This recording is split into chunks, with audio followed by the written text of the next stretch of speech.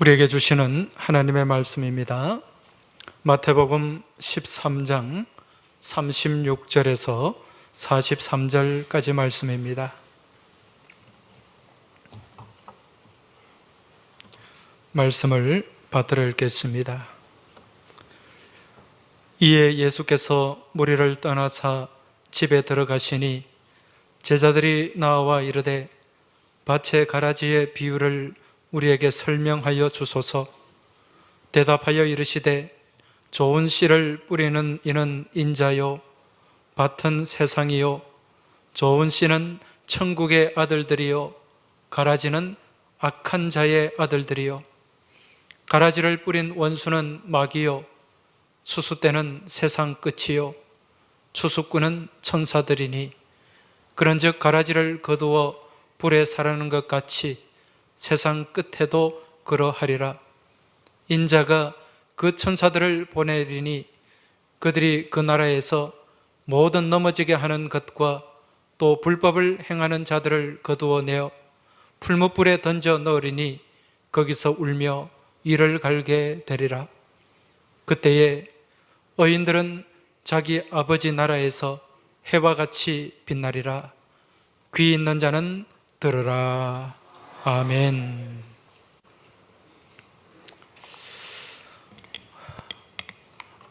추석 연휴 잘 지내고 계십니까? 예, 오늘 보니까 추석 명절 또 연휴를 맞이해서 멀리 또 타지로 떠나신 분도 계시고 또 멀리 외국으로 나가신 분들도 여러 가정이 있는 것 같아요. 그리고 또 멀리 떨어져 있던 또 우리 가족들, 또 자녀들이 오늘 이 자리에 또 예배 자리에 참석하신 것 같습니다. 오늘 이 자리에 오신 우리 멀리 떨어져 있던 우리 또 가족들, 형제들, 자녀들, 오늘 이제 예배 자리에 나오신 것 진심으로 주님의 이름으로 환영하고 또 축복합니다. 네. 뉴스를 보니까 금년에도 많은 사람들이 대이동을 했습니다.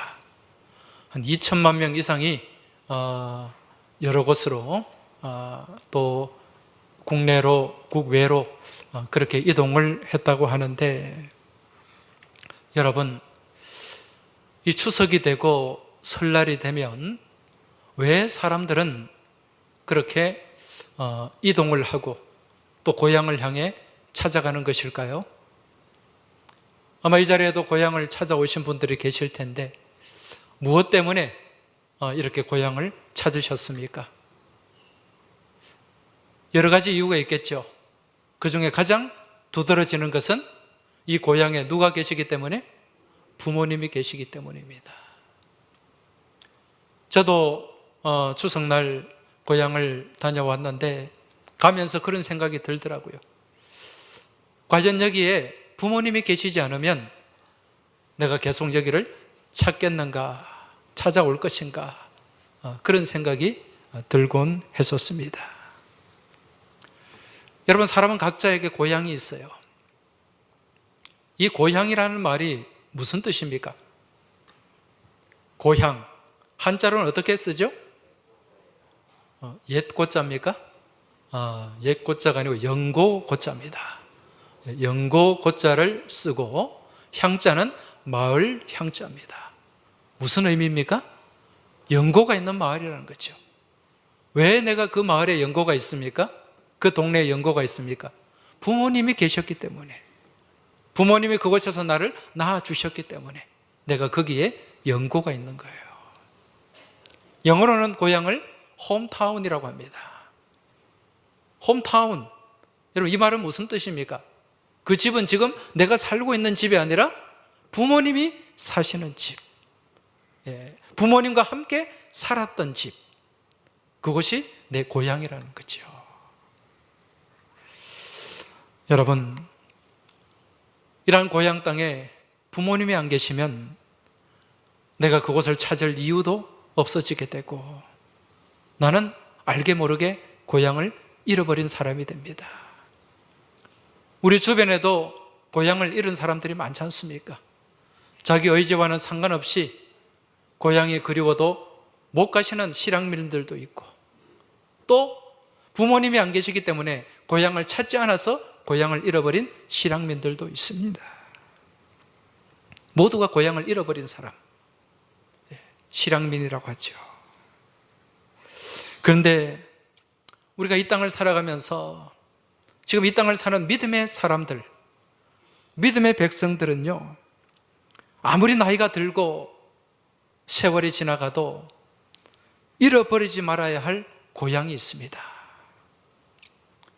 우리 믿음의 사람들에게는 끝까지 우리가 다시 돌아가야 할 그 고향, 그 고향을 우리가 바라보면서 그 고향을 향해서 우리가 나아가야 된다는 것입니다. 여러분, 그러한 믿음의 고향, 우리의 본래의 고향을 성경에서는 뭐라고 말씀하죠? 고향이 아니라 본향이라 그렇게 말씀합니다. 본향, 내 뿌리가 되는 장소라는 거죠. 나의 근본이 시작된 곳, 그것이 바로 본향입니다. 이러한 본향을 헬라말로 성경에 기록된 원문에 보면은 파트리스라는 단어로 기록이 되어 있어요. 파트리스. 이 파트리스라는 말이 어디서 왔는가? 파텔이라는 말에서 왔어요. 파텔. 이 파텔이라는 말의 뜻이 뭔가? 아버지라는 뜻입니다. 영어의 father, 이 말이 헬라어 파텔에서 나온 거예요. 그 파트리스는 무엇인가? 그 본향, 누가 있는 집이다? 아버지가 있는 곳, 아버지가 있는 집, 아버지가 계시는 장소, 그것이 바로 우리의 본향, 파트리스가 되는 것입니다. 여러분, 그렇다면 믿음의 삶을 살아가는 우리 믿음의 백성들, 믿음의 자녀들의 본향은 어디입니까? 내 아버지가 계시는 곳이죠. 그곳이 어디입니까? 바로 하나님 나라, 천국인 줄 믿으시기 바랍니다. 우리 그곳을 향해 나아가야 돼요. 그 본향을 잃어버리면 안 된다는 것입니다. 추석 명절을 맞이해서 흩어져 있던 가족들이 만나고 또 부모님도 찾아뵙고 그렇게 우리가 이 만남의 자리를 추석을 통해 갔는데요. 또 우리가 가족들이 모여서 한자리에 모여서 이미 세상을 떠난 우리 부모님들, 조상들을 생각하면서 한자리에 모여서 또 추석 가정 예배도 같이 드리지 않습니까? 여러분, 우리 하나님 아버지가 계시는 그곳, 그 본향에는 이미 먼저 믿음 가운데 하나님 부름을 받으신 우리 믿음의 선진들, 믿음의 조상들이 그곳에 다 계시는 줄 믿습니다. 언젠가는 우리가 다 그곳에서 만나게 될 줄 믿습니다. 그래서 우리가 또 실향민도 되지 말아야 되지만 이 영적인 이산가족, 천국의 이산가족도 되지 말아야 돼요. 여러분, 80년대 중반에 그 이산가족 찾기 운동 여러분들 다 보셨지 않습니까? 그 형제들이, 가족들이 뿔뿔이 흩어져서 그렇게 만나지 못하고 40년, 50년 만에 만났는데 눈물바다가 되었습니다. 여러분, 우리가 영적인 이산의 슬픔을 겪어서는 안 돼요. 그러기 위해서는 내 아버지가 걸어가고 내 어머니가 걸어가셨던 그 믿음의 길, 본향을 향한 순례자의 길, 우리도 그대로 걸어가야 될 줄 믿습니다. 그리하면 언젠가는 우리의 본향에서 다시 만나게 되고 그곳에 천국의 기쁜 잔치에 우리가 다 참여하게 될 줄 믿습니다. 바라기는 오늘 하루도 최선을 다해서 믿음의 본향을 찾는 삶, 본향을 향해 나아가는 복된 믿음의 여정이 되시길 주의 이름으로 축원합니다.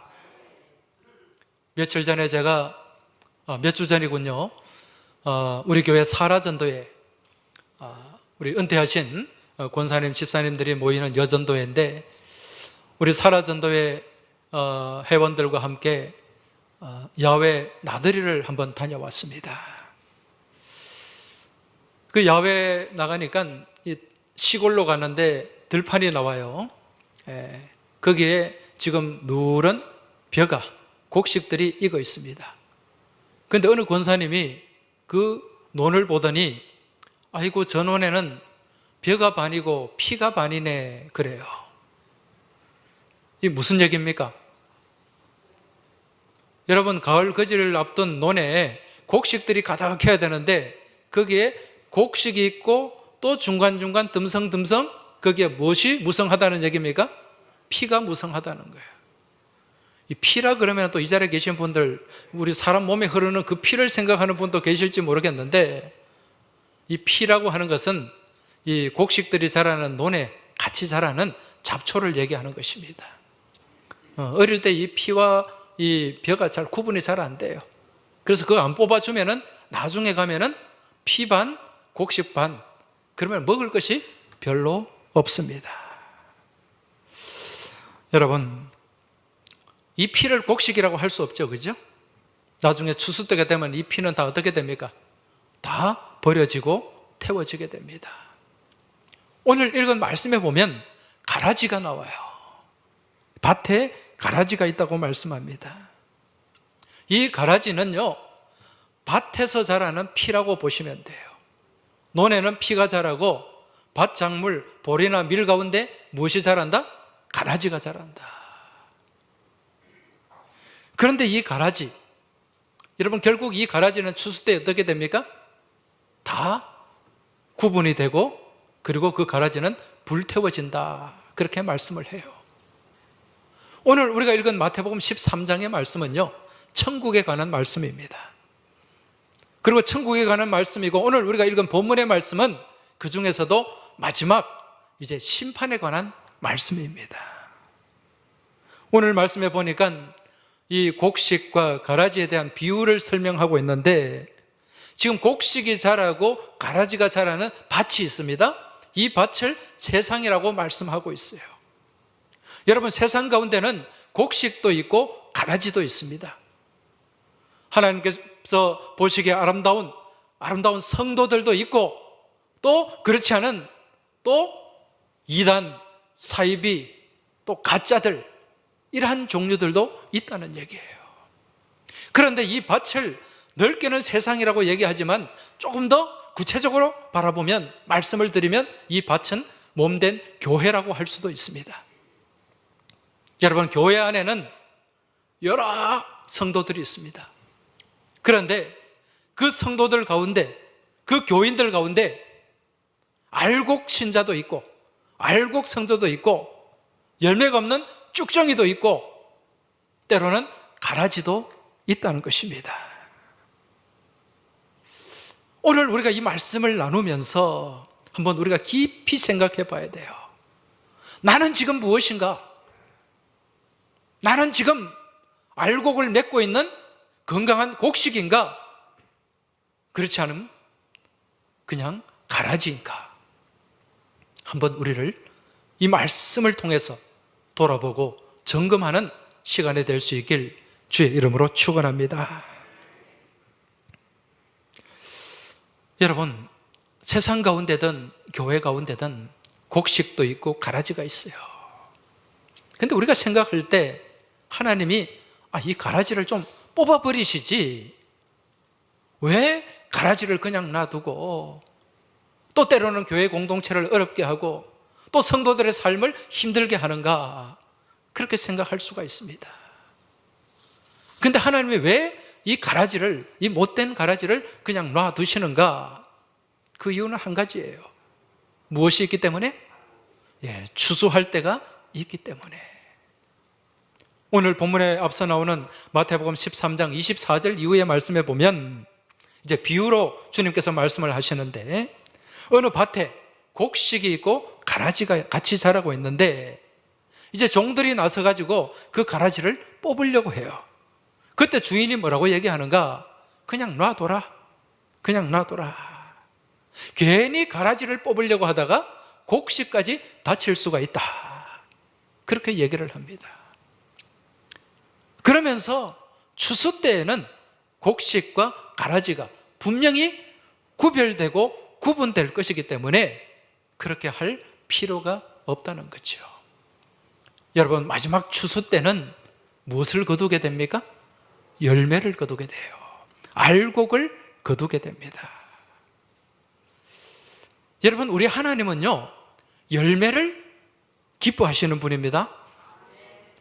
열매를 귀하게 여기시는 분입니다. 그리고 그 열매를 창고에 들여 놓으시는 분이십니다. 여러분, 마지막 때에 곡식과 가라지, 알곡과 열매는, 알곡과 죽정이는 반드시 구별이 됩니다. 성경을 읽다 보면은요, 열매에 관한 말씀들이 많이 등장합니다. 왜 하나님께서는, 왜 주님께서는 이처럼 열매에 관해서 계속해서 우리에게 말씀하고 계시는가? 그 이유가 뭘까요? 열매에는 무엇이 있기 때문에? 그렇습니다. 열매는 씨앗이에요. 열매 가운데 우리가 사과를 먹으면 그 사과 안에 씨앗이 있습니다. 그죠? 배 안에 씨앗이 있어요. 그리고 우리가 먹는 이 벼도 씨앗입니다. 여러분, 각종 씨앗 안에는 무엇이 들어있습니까? 생명이 들어있어요. 그 씨앗을 심으면 생명이 자라게 됩니다. 그 자라는 그 싹을 통해서 또 다른 꽃을 피우고 열매를 맺게 된다는 것입니다. 결국 하나님은 무엇을 거두길 원하시는 분이다? 생명을 거두길 원하시는 분이다. 하나님은 생명을 사랑하시고 생명을 귀하게 여기시고 생명을 거두길 원하시는 분인 줄 믿으시기 바랍니다. 그러기 위해서는 우리 안에 무엇이 있어야 된다? 열매가 있어야 되고 생명이 있어야 된다는 것입니다. 여러분, 이제 가을철에 들판에 나가면 이제 가을거지가 시작이 되고 있습니다. 요즘은 보니까요, 이 기계로 다 가을거지를 해요. 이 콤바인이라는 기계를 가지고 그냥 운전하면서 쭉 다니면은 벼도 베지고 바로 그 자리에서 기계 안에서 탈곡이 돼가지고 모든 것이 일체형으로 끝나버립니다. 근데 옛날에는 그렇지가 않죠. 예, 이 자리에 계신 분들도 시골에서 자라고 생활하신 분들이 계실 텐데, 그 벼가 익으면 벼를 다 낫으로 뵭니다. 그리고 말려가지고 묶어가지고 또 어떻게 합니까? 예, 그 들판에 타작마당을 만들어 놓고 또 탈곡기로 탈곡을 합니다. 그러면은 이제 탈곡을 하면 그 쌀 나다리, 예, 그 벼가 나락이 가마니 안에, 자루 안에 가득 채워지고, 그리고 필요 없는 것들, 죽정이라든가 온갖 잡초라든가 그런 것들은 다 한 곳에 다 모아져요. 예, 그 탈곡기에서 그냥 그 뿍대기들 다 모읍니다. 그런 쓸모없는 쭉정이, 여러 가지 잡초 막 이런 걸 제가 말씀드린 뿍대기라 그러는데, 이런 뿍대기라고 들어보셨어요? 예. 그거 다 어떻게 합니까? 아이고, 이거 귀한 것인데 이거 가져가야지. 그렇지 않죠? 가을거지하고 난 이후에 가을 들판에 보면, 요즘은 그렇지 않습니다만 옛날에는 연기가 무럭무럭 올라옵니다. 그죠? 다 그거 무엇 태우는 겁니까? 뿍대기, 쭉정이 태우는 거예요. 다 불에 타게 되어 있습니다. 오늘 말씀에도 마찬가지입니다. 마태복음 3장 11절에 보면 이런 말씀이 나옵니다. 손에 키를 들고 자기의 타작마당을 정하게 하사 알곡은 곳간에 들이고 쭉정이는 꺼지지 않는 불에 태우시리라. 쭉정이는 다 탄다는 거예요. 가라지도 다 탄다는 거예요.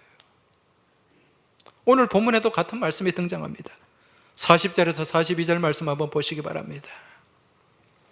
같이 한번 읽어보겠습니다. 그런즉 가라지를 거두어 불에 사르는 것 같이 세상 끝에도 그러하리라. 인자가 그 천사들을 보내리니 그들이 그 나라에서 모든 넘어지게 하는 것과 또 불법을 행하는 자들을 거두어 내어 풀무불에 던져 넣으리니 거기서 울며 이를 갈게 되리라. 여러분, 이 말씀 참 두려운 말씀입니다. 두렵고 떨리는 말씀이에요.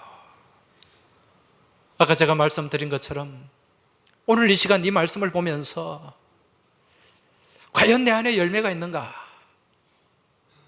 나는 알곡인가 쭉정인가 한번 돌아보고 점검해야 됩니다. 왜? 쭉정이는 반드시 그 타작마당에서 마지막 때에 불에 태워지는 심판을 당할 수밖에 없기 때문에 그렇습니다. 나 자식은 곡식인가? 나 자신 아니면 가라지인가? 알곡인가 쭉정인가? 물론 내 스스로 판단할 수는 없어요. 하나님이 판단하실 문제입니다. 그러나 우리가 이 땅에 믿음의 삶을 살아가면서 알곡이 되기 위해서 우리는 무엇을 다 해야 된다? 최선을 다해야 된다. 그냥 허둥지둥 대충 어리버리 그렇게 믿음의 삶을 살아서는 안 됩니다, 여러분. 이 마지막 때에 우리가 정신 차리고 믿음의 삶을 살아내야 될 줄 믿습니다. 대충 믿음 생활을 해서는 안 된다는 거죠. 여러분, 농부가 농사 짓는데 대충 농사 지어가지고 열매가 거두어집니까? 절대로 그렇지 않습니다. 피반 나락반입니다. 그 패농이라 그래요. 최선을 다할 때 최선의 열매를, 아름다운 열매를 거두게 되는 줄 믿으시기 바랍니다. 그러한 열매가 천국 창고에 들어가요. 바라기는 이 자리에 계신 우리 모든 믿음의 교우들 알곡 신자가 되고 알곡 성도가 되시길 주의 이름으로 축원합니다. 오늘 말씀에 보니까 이러한 알곡 성도, 알곡 신자를 뭐라고 부르는가? 의인이라고 부릅니다.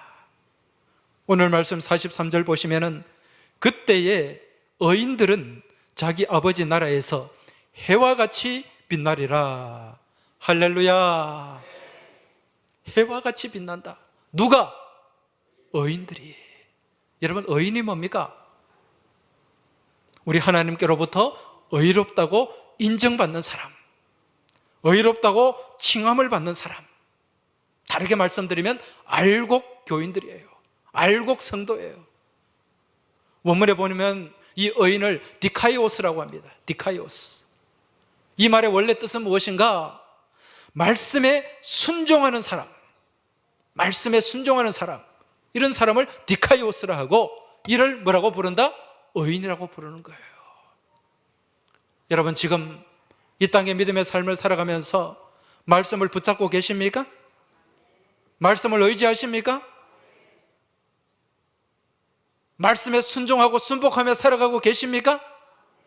그러한 삶이 의인의 삶인 줄 믿으시기 바랍니다. 말씀 따로, 내 삶 따로, 이거는 따로국밥 신앙이에요. 그러니까 하나님 인정하지 않습니다. 여러분, 말씀이 지배하는 믿음의 삶이 되길 축원합니다. 말씀에 이끌리는 삶이 되길 축복합니다. 그리하여 알곡 신자, 알곡 성도가 되고 하나님께 인정받는 의인의 삶을 살아가시길 주의 이름으로 축원합니다. 그리할 때 우리가 해같이 빛나는 성도가 될 수가 있는 거예요. 여러분, 천국이 있는 것을 믿으십니까? 분명히 천국의 존재를 확신하십니까? 우리가 반드시 가야 될 곳이 천국입니다. 그리 많이 남지 않았어요. 이 자리에 계신 우리 젊은 분들 30대, 40대 아직 인생이 많이 남아서 천국이 너무 모호하고 멀리 보입니까? 그렇지 않아요. 천국이 가까웠다고 우리에게 분명히 말씀하고 있습니다. 우리 인생 내 개인의 종말도 임박해 있지만은 우리 주님께서 다시 오실 그날 또한 임박한 줄 믿으시기 바랍니다. 그날을 바라보면서 우리는 천국을 향해, 우리의 본향을 향해 최선을 다하는 삶을 살아야 된다는 것입니다. 그러기 위해서는 우리가 무엇을 해야 되는가? 여러분, 열매를 맺기 위해서는 꼭 필요한 게 있어요. 마지막 때 우리 주님이 열매를 보십니다. 열매를 확인하십니다. 그럼 우리 삶 가운데서 알곡이 되고 열매를 맺기 위해서는 우리 가운데 무엇이 있어야 되는가? 여러분, 가수원에 사과가 있고 배가 있어요. 또 곡식들이 있어요. 이 곡식들이 연글고 사과가 아름다운 빛깔을 내고 탐스럽게 그렇게 열매 맺고 익어가기 위해서는 반드시 필요한 게 뭡니까? 햇볕이 있어야 됩니다. 빛이 있어야 돼요. 빛이 없으면요 제대로 된 열매를 맺지 못합니다. 열매가 제대로 익지도 못해요. 여러분, 우리 가운데 빛이 있어야 됩니다. 우리 심령 가운데 빛이 채워져야 됩니다. 그럼 그 빛은 무슨 빛? 누구의 빛입니까? 이 땅에 오신 예수님은 무엇으로 오셨죠? 빛으로 오셨어요. 참 빛이라고 말씀합니다. 그 빛이 우리의 심령 가운데 비춰지고 그 심령 가운데 주님의 빛이 채워질 때 우리 안에 열매가 충만하게 되는 줄 믿으시기 바랍니다. 복스럽고 아름답고 탐스러운 열매로 채워지게 되는 줄 믿으시기 바랍니다. 그리고 그 열매를 맺기 위해서는 또 우리가 해야 될 일이 있어요. 무엇을 해야 되는가? 심어야 됩니다. 무엇을 심어야 됩니까? 씨앗을 심어야 됩니다. 오늘 말씀해 보니까 좋은 씨앗이라고 말씀하고 있어요. 좋은 씨앗. 좋은 씨앗을 우리가 계속해서 하나님 앞에 가는 그날까지 울더라도 눈물을 흘리면서까지라도 우리는 씨앗을 뿌리고 심어야 되는 줄 믿으시기 바랍니다. 그럼 우리가 어떤 씨앗을 심어야 되는가? 먼저 믿음의 씨앗을 심어야 됩니다. 주님 앞에 믿음의 씨앗을 심어야 돼요. 믿음은 여러분 긍정입니까? 부정입니까? 긍정입니다. 믿음 안에서 우리가 긍정적인 생각을 가져야 돼요. 긍정적인 믿음의 씨앗을 생각하며 심어야 되고 믿음의 긍정적인 언어를 심어야 됩니다. 여러분의 생각 가운데 부정적인 것은 다 날려버리시기 바랍니다. 부정적인 언어도 다 날려버리시기 바랍니다. 우리 주님은 어떤 분이십니까? 우리 하나님은 어떤 분이십니까?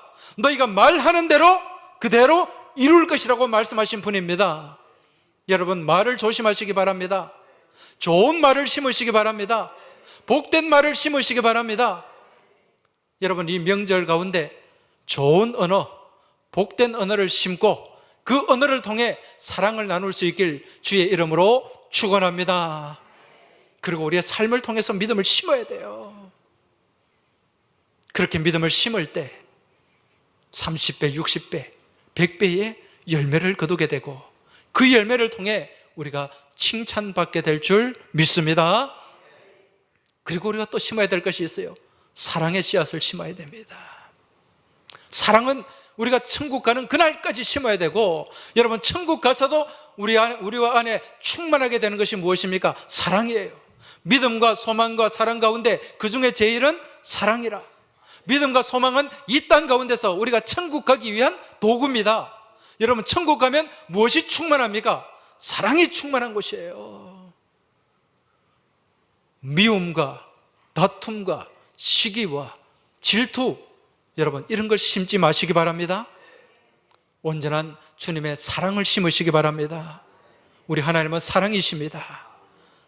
우리가 사랑을 심을 때 사랑의 열매가 우리 삶 가운데 풍성하고 그러한 열매 가운데 우리의 모습이 천국에서 해같이 빛나게 될 줄 믿습니다.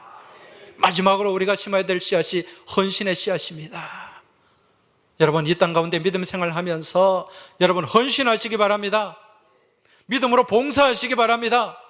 최선을 다해서 믿음의 몸된 교회, 주의 몸된 교회를 섬기시길 주의 이름으로 축원합니다. 그저 주일날, 물론 예배가 가장 귀하죠. 예배가 가장 복된 것입니다. 근데 예배로 끝내려고 하지 마시고 내 삶을 통해서 내가 있는 힘을 통하여 몸된 교회를 섬기고 헌신하고 세워가는 일꾼들이 되시길 주의 이름으로 축원합니다. 내 노력으로 헌신하시고 내게 주어진 물질로 헌신하고 하나님께 영광 돌리는 귀한 믿음의 헌신자들이 다 되시길 주의 이름으로 축원합니다. 우리가 심어야 될 씨앗이 뭐가 있다 그랬죠? 먼저 믿음의 씨앗을 심어야 됩니다. 또 사랑의 씨앗을 심어야 됩니다. 헌신의 씨앗을 심어야 됩니다. 그러한 씨앗을 열심히 심을 때 여러분 아름다운 복된 열매를 거두게 되고 그 열매 가운데 우리는 천국에서 언젠가는 우리 모두가 다 가게 될 그 천국에서 빛나는 면류관을 받아 쓰고 해와 같이 빛나게 될 줄 믿습니다. 여러분, 먼저 떠난 우리 믿음의 선진들, 우리 부모님들, 어머니, 아버지, 사랑하는 남편, 아내, 여러분 만나고 싶지 않습니까? 아멘 좀 하시기 바랍니다. 만나기 싫어요? 언젠가는 천국에서 다 만나야 될 줄 믿습니다. 그때 천국 이상가족 되지 마시기 바랍니다. 우리의 본향을 잃어버린 영적 실향민이 되지 마시길 바랍니다. 그러기 위해서는 우리가 열매를 향한 최선을 다하는 믿음의 삶을 살아야 됩니다. 그러한 열매 가운데 천국에서 해같이 빛나는 여러분과 저의 복된 삶이 되길 주의 이름으로 축원합니다. 이제 이러한 믿음의 고백을 담아서 우리 같이 찬송을 드리겠습니다.